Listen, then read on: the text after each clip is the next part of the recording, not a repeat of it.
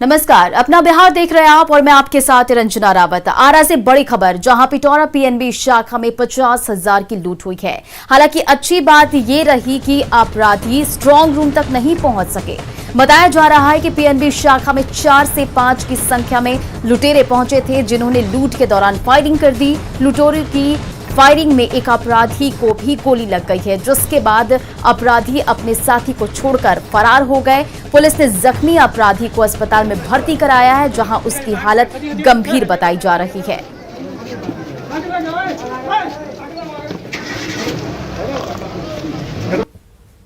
तीन अंदर डूब गया, पिस्टल तीनों हाथ में फायरिंग करने लगा, काउंटर पहुंच गया, फायरिंग करने लगा। हाँ, कितने लोग अंदर तीनों के हाथ में कटा था। आप लोग धमकाया उनका में? हम लोग को नहीं धमकाया, सब कहा कि शांति हो जाओ, कैश निकालो, कैश निकालो, खाली कैश का हालत करने लगा। कहाँ से पैसा लेके भागा सर? पैसा काउंटर पहुंच गया, हम लोग तो सटक गए अंदर अपना। गोली किसने चलाया? किसके गोली से? ना उसी को गोली से उसको लगा है। उसके गोली से? ना मारा है और लोग फरार हो गए। वो तीनों गुट भैया ढूक के तो भाई पब्लिक में पैसा खाली कैश के बातें करना चाहता है, चुप कैश निकालो, बेचारा सर कैश भी लगला काउंटर पर, और कोई लभी आदमी देखा तब अपना डर से। अभी तक तो आई कि 4 अपराधी आए थे और लकीली ज़्यादा नहीं, कैश काउंटर पर 50,000 रुपया था, वही वो ले पाए। इसी बीच गोली लग गई तो एक अपराधी घायल हो गया है, जो गंभीर अवस्था में हॉस्पिटल गया है। नहीं तो उससे पहचान हो जाएगी तो पूरे गिरोह की भी पहचान आ जाएगी और बहुत जल्द हम लोग पूरे गिरोह को पकड़ने। सर किसके गोली से वो घायल हुआ है सर?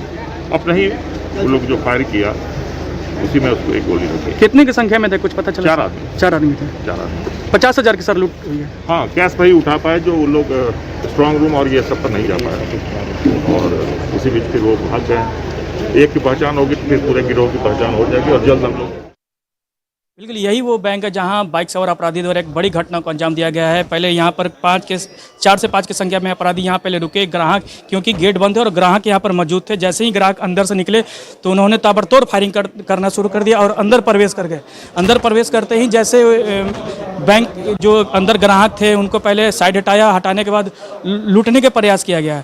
फिर उसके बाद अंदर दहशत फैलाने के लिए फायरिंग किया गया, जहाँ वहाँ उन्हीं के साथी को गोली लगती है और यहाँ पर वो नाजुक स्थिति में यहाँ गिर जाते हैं, जिसके पुलिस द्वारा उसको आरा सदर अस्पताल ले जाया जाता है। आप देख सकते हैं तस्वीर में कि किस तरीके से यहाँ अपराधी के उन्हीं के साथी को यहाँ गोली लगी है, यहाँ खून लगा हुआ है। यहाँ पर पुलिस मौजूद है और यहाँ पे कई कस्टमर है जिनसे पूछताछ की जा रही है और सीसीटीवी कैमरा खंगाला जा रहा है। अपराधी द्वारा भागने क्रम में बैंक ब्रांच से ही 50,000 रुपये को वहाँ से लूट कर भागे हैं और जैसे ही भागने के दौरान उन्होंने फायरिंग किया है तो उन्हीं को एक साथी को गोली लगती है, जहाँ स्थिति उसकी काफ़ी नाजुक बताई जा रही है। पुलिस अपने स्तर से छानबीन की, क्योंकि घटनास्थल पर पुलिस अधीक्षक डीएसपी और कई थानों की पुलिस यहाँ पर आई थी और अपराधियों की गिरफ्तारी के लिए छानबीन की जा रही है। अभिनय प्रकाश, न्यूज़ 18 आरा। और हमारे साथ अभिनव प्रकाश जुड़ गए हैं इस पर अपडेट के लिए। अभिनव, क्या अभी तक अपराधियों की गिरफ्तारी हो पाई है और पहचान हो पाई है कि नहीं? बिल्कुल, अभी तक अपराधियों की गिरफ्तारी नहीं हो पाई है। लगभग पुलिस जो सीसीटीवी कैमरे के आधार पर जो पुलिस अपराधियों को चिन्हित किया गया है, लगभग पुलिस अपराधियों के करीब पहुंच चुकी है, क्योंकि एक अपराधी जो 5 की संख्या में जो अपराधी आए थे, जिसमें से गोली फायरिंग के दौरान उन्हीं के साथ ही अपराधी को गोली लगती है, जो अभी सदर अस्पताल में उसका इलाज चल रहा है। पुलिस फोटो मिलान कर चुकी है, क्योंकि जिसको गोली लगी है, जो घायल है, उसका पहले से भी हिस्ट्री रहा है आपराधिक क्षेत्र में, और पुलिस काफी करीब पहुंच चुकी है अपराधियों के और जल्द से जल्द गिरफ्तारी कर ली जाएगी। जी अभिनय, तमाम जानकारियों के लिए शुक्रिया। समस्तीपुर में कल हुए छात्र नेता राहुल के हत्या से नाराज एबीवीपी के कार्यकर्ताओं ने आज जमकर हंगामा किया। उन्होंने सड़क पर जमकर हंगामा किया और ताजपुर के राजधानी चौक पर NH-28 को जाम कर आगजनी की। हंगामे के कारण ट्रैफिक पूरी तरह से ठप दिखा। कार्यकर्ताओं की मांग है कि हत्या के आरोपियों की जल्द से जल्द गिरफ्तारी हो। बता दें कि कल एबीवीपी के छात्र नेता राहुल कुमार की हत्या कर दी गई थी। विद्यार्थी परिषद के नगर मंत्री राहुल जी को यहाँ अपराधियों ने गोलियों से भून डाला है। अभी तक समस्तीपुर पुलिस प्रशासन अभी तक कोई कुछ नहीं सोच रही है इस पे। उनके परिवार का एक सदस्य खो दिया, हमने अपने कार्यकर्ता को खो दिया, हमने एक भाई को खो दिया। यहाँ तक कि पुलिस प्रशासन या बिहार की सरकार जो सम्मिलित है इसमें, यहाँ के थाना अध्यक्ष सम्मिलित इस केस में है, जब तक कोई सुनवाई नहीं कर रहे हैं। 30 घंटा होने जा रहा है, लेकिन अभी तक प्रशासन सुस्त पड़ी हुई है, प्रशासन निष्क्रिय पड़ी हुई है। इसको लेकर आज अखिल भारतीय विद्यार्थी परिषद के द्वारा यहाँ चक्का जाम किया गया है कि अपराधियों की जल्द से जल्द गिरफ्तारी हो। अगली खबर बांका से है। कोरोना की रफ्तार के बाद बिहार में नाइट कर्फ्यू है, लेकिन बांका के कांजिया गांव में कोरोना प्रोटोकॉल की धज्जियां उड़ाई जा रही है। नाइट कर्फ्यू के बाद ऑर्केस्ट्रा का आयोजन किया गया। ऑर्केस्ट्रा में जमकर ठुमके लगे, लेकिन इसी दौरान दो गुटों के लोग आपस में भिड़ गए। आप तस्वीरों में साफ देख सकते हैं कि लोग कोरोना को लेकर कितने बेखौफ नजर आ रहे हैं। पहले तो अष्टजाम के नाम पर ऑर्केस्ट्रा का आयोजन किया गया, लोगों की भीड़ जुटाई गई, फिर जो हुआ वो आपके सामने है।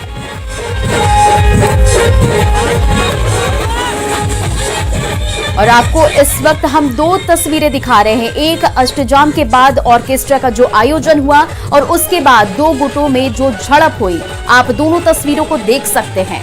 अष्टजाम के नाम पर ऑर्केस्ट्रा का आयोजन और उसके बाद जो दो गुटों में झड़प हुई।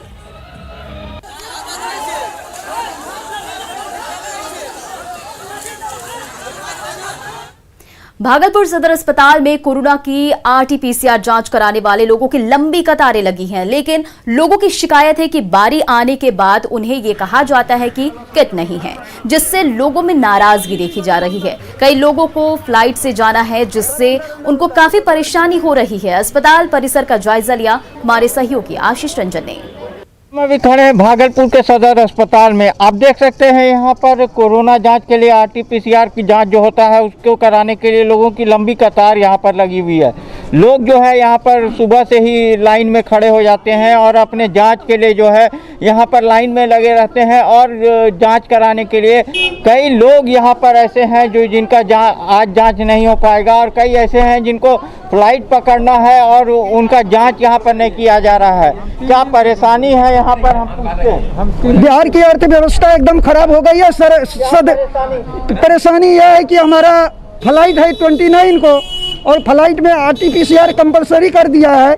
उसके पर्पस में हम यहाँ पे आए तो ये लोग बोल रहे हैं फ्लाइट पकड़ने वाले हो तो क्या है। हमारी फ्लाइट है पटना से और हमको कश्मीर जाना, सीआरपीएफ से बिलोंग कर रहे हैं हम। मैसेज दिया वहाँ से आया है कि वहाँ श्रीनगर से आपको एनटीपीसीआर चेक करके फ्लाइट में बैठना है, अन्यथा फ्लाइट में नहीं बैठने दिया जाएगा। सुबह यहाँ आए, लाइन लगे हुए, अभी आने के बाद में बोल रहे हैं बोला एनटीपीसीआर कौन सा किट नहीं है मेरे पास। जाइए प्रभारी सर से बात कीजिए। मेरे पास जितना किट है उतना कर रहे हैं, जो है वही कर रहे हैं। आशीष रंजन, न्यूज 18 भागलपुर। शेखपुरा में एक तरफ जहां कोरोना संक्रमितों की संख्या बढ़ती जा रही है, वहीं सदर अस्पताल के आईसीयू में वेंटिलेटर की अब तक शुरुआत नहीं हो सकी है। सारे उपकरण यहां मौजूद हैं, लेकिन टेक्नीशियन और एक्सपर्ट की नियुक्ति नहीं हुई है। इस कारण मरीजों को कोई लाभ नहीं मिल पा रहा है। हालांकि प्रबंधन का दावा है कि इस बारे में जानकारी दी गई है और जल्द ही वेंटिलेटर की शुरुआत हो जाएगी। देखते हैं संवाददाता अजित कुमार सिन्हा की रिपोर्ट। शेखपुरा सदर अस्पताल में आईसीयू की व्यवस्था है, यहाँ सारा सामान भी है, लेकिन टेक्निकल कर्मी के नहीं रहने के कारण मरीजों को कोई लाभ नहीं हो रहा। हम सदर अस्पताल के प्रबंधक से जानना चाहेंगे कि आखिर क्या व्यवस्था है, वैकल्पिक व्यवस्था क्या कर रहे हैं जब स्थिति खराब होगी मरीजों का, बताइए। जी, सदर अस्पताल शेखपुरा में आईसीयू हमारे यहाँ 2 बेड का बना हुआ है और इसमें जो इसका इक्विपमेंट वगैरह चाहिए वो सारा कुछ है। मॉनिटर है, वेंटिलेटर है, बेड है, सक्शन मशीन, सब कुछ इसमें है। अभी थोड़ा सा है कि आईसीयू को चलाने के लिए यहाँ पे एक्सपर्ट डॉक्टर नहीं है, टेक्नीशियन नहीं है।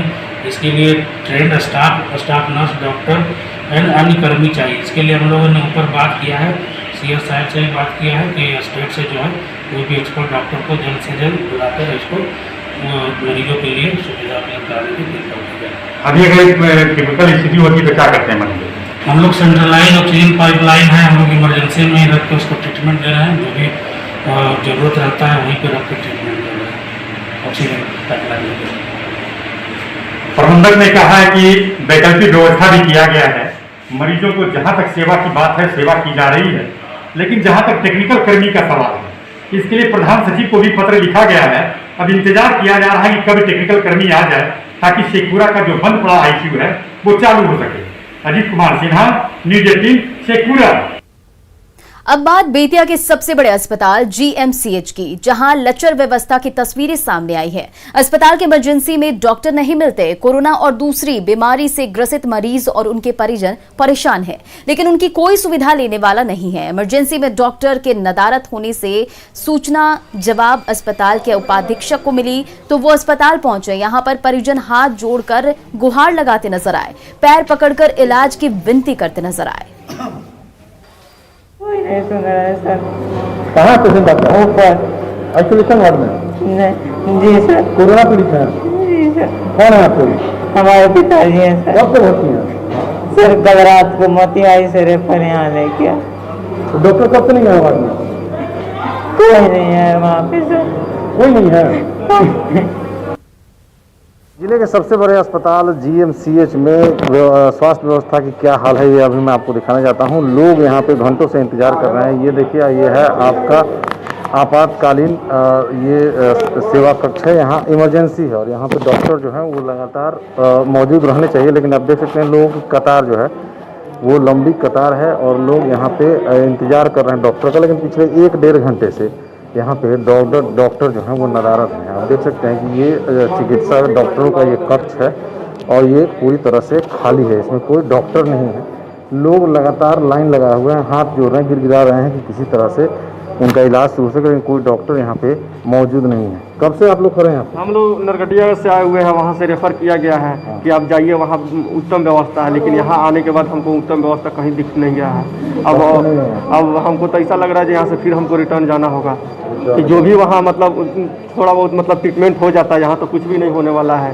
अच्छा। तब मान लीजिए मरीजी का हालत जो है गंभीर, आप देख ही रहे हैं मरीजी का हालत क्या है। क्या नाम है आपका? मेरा नाम रंजीत कुमार हुआ। और भी कुछ लोग हैं जो परेशान हैं काफ़ी देर से? हम लोग तो 8 बजे से यहाँ बैठे हुए हैं, इमरजेंसी में आए हैं। सर में माथा में चोट परसों का लगा हुआ है, नरकड़िया का इसे रेफर हो गया। यहाँ आए तो यहाँ डॉक्टर का पता नहीं है। अब बताइए कहाँ जाए, किससे मिला जाए, क्या किया जाए, समझ में नहीं आ रहा है। देखिए, आप समझ सकते हैं कि लोगों के आने का जो सिलसिला है वो लगातार जारी है और डॉक्टर यहाँ पर नदारत है। घायल होकर लोग आ रहे हैं, कोरोना के जो लक्षण हैं वो पेशेंट भी यहाँ पे पहुँच रहे हैं, लेकिन किसी तरह की कोई इंतजाम यहाँ पे नहीं है। डॉक्टर नदारत हैं और लोग हलकान हैं इस स्वास्थ्य व्यवस्था से और लोग परेशान हैं, लोग गिड़गिड़ा रहे हैं किसी तरह से कि कोई डॉक्टर आए और उनका इलाज करे, उन्हें देखे, लेकिन उनकी सुनने वाला कोई नहीं है। प्रफुल्ल कुमार, न्यूज़ 18 बेतिया। अररिया सदर के अररिया हाई स्कूल मैदान में फल और सब्जी की दुकानों को शिफ्ट किया गया, लेकिन यहां भी सोशल डिस्टेंसिंग का पालन लोग नहीं कर रहे हैं। भीड़भाड़ से बचने के लिए दुकानों को यहां से शिफ्ट किया गया। वहीं सब्जी विक्रेताओं का कहना है कि सिर्फ सब्जी और फल दुकानों को चांदनी चौक से हटाया गया, जबकि शहर के बड़े बड़े दुकानों में भीड़ जुटती है, उस पर प्रशासन की नजर नहीं है। देखिए संवाददाता सतीश कुमार की रिपोर्ट। जिले में लगातार कोरोना की महामारी फैलती जा रही है। तस्वीरों में साफ तौर पर देख सकते हैं कि अररिया हाई स्कूल मैदान है। शहर के चांदनी चौक पर फल और सब्जी की जो मंडी लगती थी, सब्जी की दुकानें लगती थी, उसे अररिया के हाई स्कूल में शिफ्ट किया गया है। लेकिन यहाँ पर खास तौर पर सोशल डिस्टेंसिंग की जहाँ तक बात प्रशासन कर रहा है, यहाँ पर फेल होता नज़र आ रहा है। हमारे यहाँ पर स्थानीय लोग भी हैं, उनसे सीधे जानते हैं कि आखिर इंतजाम है और क्या होना चाहिए। बताइए, क्या नाम हुआ? लक्ष्मण कुमार गुप्ता। यहाँ जो बाजार शिफ्ट किया गया, कितना संतुष्ट हैं आप और क्या होना चाहिए, बताइए। संतुष्ट कहाँ है भैया, कहाँ कुछ बुझा रहा है। आप कोरोना का बुझा रहा है। यहाँ तो सटल दुकान है कि यहाँ बोलता है हाई स्कूल जाइए और हाई स्कूल में दुकान लगाइए। जिस तरह कोरोना हमारे देश में बढ़ता जा रहा है रोज रोज, कम से कम जिला प्रशासन को अररिया में हाई स्कूल में जो लगाया गया है सब्जी मंडी, डिस्टेंसिंग की काफ़ी आवश्यकता है, जो कि काफ़ी कम देखने को मिलता है। बिल्कुल नहीं, फिजिकल डिस्टेंस का बिल्कुल पालन नहीं किया जा रहा है। अलग कर देने से सिर्फ समस्या का समाधान नहीं होगा। यहाँ गेट पे इतना ज़्यादा भीड़ है। ये समस्या का हल नहीं है। समस्या का हल आप बस स्टॉप पे जाके देखिए, एक एक बस में यात्री जहाँ 30 सीट का उसका पासिंग है, वहाँ 50 से 55 आदमी बस में भर के जाता है। सतीश कुमार, न्यूज़ 18 अररिया। कोरोना संक्रमण के बीच सरकार ने शादी समारोह और श्राद्ध के लिए जो दिशा निर्देश जारी किया है, उसके पालन की जिम्मेदारी जिलों के एसपी को दी गई है। ADG law and order Jitendra Kumar ने कहा है कि इसके लिए सभी थाना पुलिस को लोगों को जागरूक करना होगा। साथ ही उन्होंने लोगों से भी इसमें सहयोग करने की अपील की है। अमित कुमार की ये रिपोर्ट देखिए। बिहार सरकार के तरफ से कोविड-19 को लेकर के जो गाइडलाइन जारी किए गए हैं उसका अनुपालन सभी को करना होगा। शादी समारोह या श्रद्धाक्रम से जुड़े जो आयोजन होंगे उसमें जो लोग शामिल होंगे, संख्या जो होगी वो निर्धारित अगर नहीं अनुपालन करेंगे तो आपके खिलाफ कार्रवाई होगी। इस बाबत पुलिस मुख्यालय ने जो है आदेश सभी जिलों को जारी किया है। हमारे साथ मौजूद हैं एडीजी पुलिस मुख्यालय, बात करते हैं जितेंद्र से। जितेंद्र जी, जो आदेश जारी किए गए हैं शादी समारोह और श्रद्धाक्रम को लेकर के, उसमें जो लोग आएंगे, संख्या बल होगी, उसको लेकर के जानकारी देनी होगी, नहीं देने पे कार्रवाई होगी, क्या है यार? देखिए, राज्य सरकार के स्तर से जो है कुछ निर्देश गाइडलाइंस जारी की गई थी, जिसमें था कि अंतिम संस्कार आदि में 25 व्यक्ति शामिल हो सकते हैं, शादी श्राद्ध आदि में 200 से ज़्यादा व्यक्ति शामिल नहीं होंगे, जिस समय जो है ये किए गया था उसमें। तो ये सभी लोग इसका पालन करें। और जो जैसा आप देख भी रहे हैं कि जहाँ पर ज़्यादा लोग सम्मिलित हो रहे हैं, फिजिकल डिस्टेंसिंग आदि का पूरी तरह से पालन नहीं हो पा रहा है, वहीं पर संक्रमण की घटनाएं भी ज़्यादा हो रही हैं और वहाँ से केसेस भी ज़्यादा रिपोर्ट आए। तो इसी के लिए पुलिस मुख्यालय से सभी जिला पुलिस अधीक्षकों को एक सेंसिटाइजेशन के रूप में एक एडवाइजरी उनको जो है जारी की है कि वे अपने थानाध्यक्षों आदि के माध्यम से लोगों को जागरूक करें इस बारे में कि ये प्रावधान है और ये रेस्ट्रिक्शंस रखे गए हैं, इनका उल्लंघन ना करें और इसका पूर्ण रूप से पालन करें। एडीजी मुख्यालय हैं, हमारे साथ थे जितेंद्र कुमार, जो लोगों से अपील भी कर रहे हैं, साथ में हिदायत भी कर रहे हैं कि आप अगर कोरोना 19 के एक्ट का पालन नहीं करेंगे तो आपके खिलाफ कार्रवाई भी होगी। कैमरा पर्सन सुबोध के साथ अमित कुमार, न्यूज 18 पटना। मधेपुरा के जननायक कर्पूरी ठाकुर मेडिकल कॉलेज अस्पताल में अब ऑक्सीजन की कोई कमी नहीं है, क्योंकि यहां ऑक्सीजन प्लांट काम करना शुरू कर चुका है। इस प्लांट से एक दिन में 20 जंबो ऑक्सीजन सिलेंडर को भरा जा सकता है। इस ऑक्सीजन प्लांट की लागत 1.5 करोड़ रुपए बताई जा रही है। एक राहत देने वाली खबर जो मधेपुरा मेडिकल कॉलेज से आ रही है, जो मधेपुरा जननायक कर्पूरी ठाकुर मेडिकल कॉलेज में 1.5 करोड़ की लागत से बनकर तैयार ऑक्सीजन प्लांट जो है वो चालू हो गया है, जहां से उत्पादन जो शुरू है और 20 सिलेंडर प्रतिदिन जंबो सिलेंडर का जो है वह उत्पादन हो रहा है, जिससे कि करीब 30% ऑक्सीजन जरूरत की जो है वो मेडिकल कॉलेज की ऑक्सीजन जरूरत को पूरा किया जाएगा। तो ये प्लांट जो है वो 3 दिन से काम कर रहा है और लगातार यहाँ जो है उत्पादन ऑक्सीजन का हो रहा है, जो 30% मेडिकल कॉलेज के ऑक्सीजन जरूरत को पूरा कर पाएगा। मधेपुरा से न्यूज 18 के लिए पूर्वस्तर की रिपोर्ट। कोरोना संक्रमण के बीच एक सुकून देने वाली खबर पटना से आई है। पटना में गंगा नदी का पानी स्वच्छ हुआ है। पिछली बार भी लॉकडाउन के वक्त ऐसा हुआ था और इस बार भी पानी साफ हुआ है, जिससे गंगा भक्तों और नाविकों में खुशी देखी जा रही है। पटना के गंगा घाट से देखिए संवाददाता आनंद अमृतराज की ये रिपोर्ट। कोरोना महामारी के बीच में एक अच्छी खबर आपको हम सुनाते हैं और दिखाते भी हैं। इस वक्त हम गंगा के बीचों बीच में हैं और आप तस्वीर देखिए। लॉकडाउन नहीं लगा है, लेकिन पिछली बार आपको याद होगा कि जब लॉकडाउन लगाया गया था तो गंगा का पानी काफ़ी स्वच्छ हो गया था। इस बार लॉकडाउन नहीं लगाया गया है, बावजूद इसके गंगा के पानी में स्वच्छता देखी जा रही है, सफाई देखी जा रही है और ये एक बहुत बड़ा आश्चर्य है जब इस बार गंगा का पानी कोरोना काल में स्वच्छ हुआ है, काफ़ी साफ हुआ है। एक नाविक हमारे साथ है, इनसे बातचीत करते हैं और इनसे जानना बेहद जरूरी है। बाबा, आपका नाम क्या है? मेरा नाम है शिशुपाल राय। अच्छा शिशुपाल जी, आप बताइए, गंगा का पानी तो आप कई सालों से देख रहे हैं, इस बार पिछले साल के मुकाबले इस साल पानी की स्थिति क्या है? पानी का स्थिति तो बहुत अच्छा है, साफ है पानी, गंगा का जल साफ है अभी। हाँ, साफ है पानी।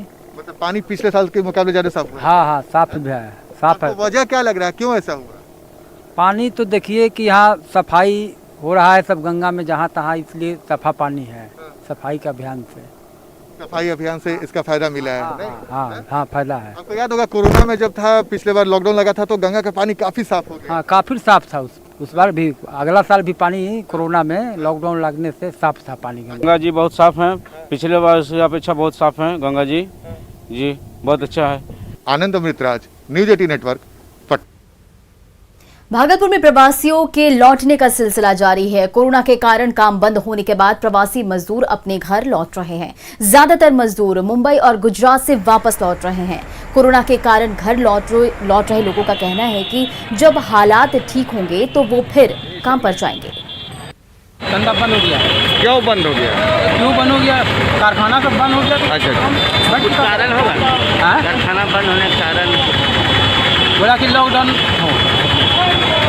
तो अभी यहाँ हम करते हैं मजदूरी करते थे, क्यों चले आए वहाँ से? बंद हो रहा है अभी वहाँ पर दुकान 15 दिन से बंद हो रहा है। काहे? यही लॉकडाउन के चलते। पटना में कोरोना संक्रमण के बीच राज्य के करीब 1500 लैब टेक्नीशियन ने सरकार से अस्थायी नियुक्ति की मांग की है। इन लोगों ने कहा है कि वे लोग पिछले 15 से 20 सालों से सेवा दे रहे हैं और संकट की इस घड़ी में बेहतर स्वास्थ्य सेवा के लिए रिक्त पदों पर नियुक्ति जरूरी है।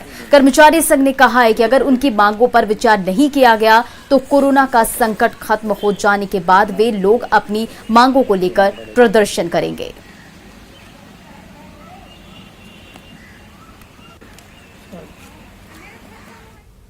प्रधानमंत्री नरेंद्र मोदी का आत्मनिर्भर भारत बनाने का आह्वान एक निर्णायक मोड़ पर आ गया है, जो कि भारत की अर्थव्यवस्था के दृष्टिकोण से काफी महत्वपूर्ण है। नेटवर्क 18 की पहल और आईटीसी द्वारा प्रस्तुत स्वाभिमान भारत आपके लिए देश भर से आत्मनिर्भरता और उससे जुड़ी प्रेरणात्मक कहानियां लेकर आ रहा है। आखिर ऐसी नवीनता और उपलब्धियों से लिपटी हुई कहानियां ही तो हमें एक बेहतर राष्ट्र के रूप में परिभाषित करती है। उनमें से एक कहानी है पूजा मिश्रा की, जो एक IIM ग्रेजुएट हैं और जो गरीब बच्चों के लिए स्कूल खोलने की मकसद से अपने पैतृक गांव वापस चली गईं।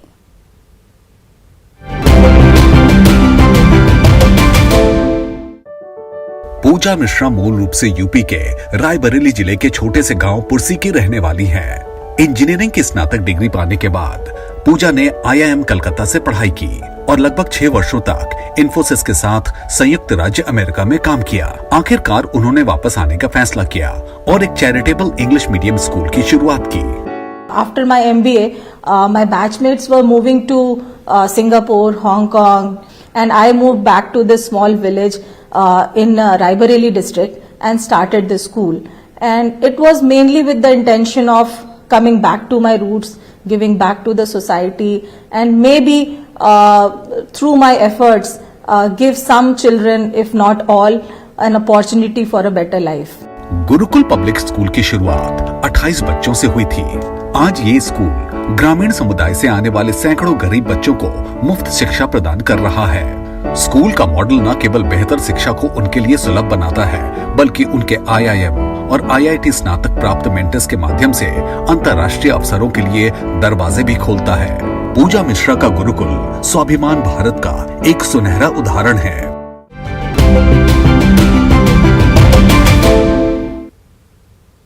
तो फिलहाल इस बुलेटिन में इतना ही। आगे देखिए जोहार झारखंड।